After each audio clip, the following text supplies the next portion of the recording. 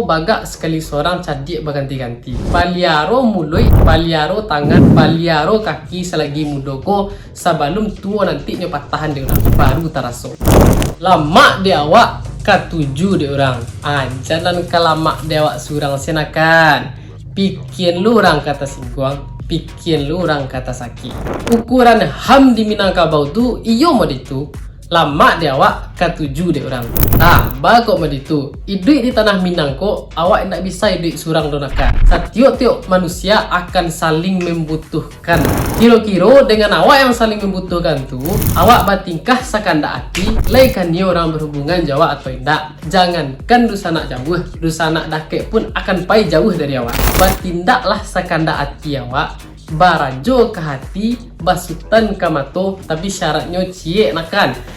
Jangan sampai menyinggung perasaan orang. Jangan sampai sanang awak tu menyakiti orang. Sanang dia awak tu alum tentu sanang dia orang ledonakan. Contohnya, yo seru mendengar bunyi DJ tu, makin ditambah volumenya, makin menggelagak jantung mendengarnya.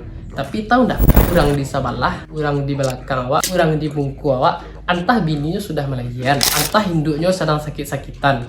Itu yang dikecen. Lama dewa tu alum tentu lama di orang ledo. Dah itu sedo. Awak ide adik kakak, anak kemanakan, ipa jo bisa, sapa sukuan, bakoro bakampung harus saling menghargai, harus saling menjago. Karena awak saling membutuhkan. Kini kok awak hidup di kampung, awak butuh hidup sana, butuh jadi kakak. Hidup di luar mana, awak butuh orang sekitar. Kalau bertingkah sakanda hati awak, yang tadi itu jangankan dusanak jauh, dusanak dakek pun akan jauh dari awak. Emang batu awak hidup itu indah untuk menyenangkan hati orang doh.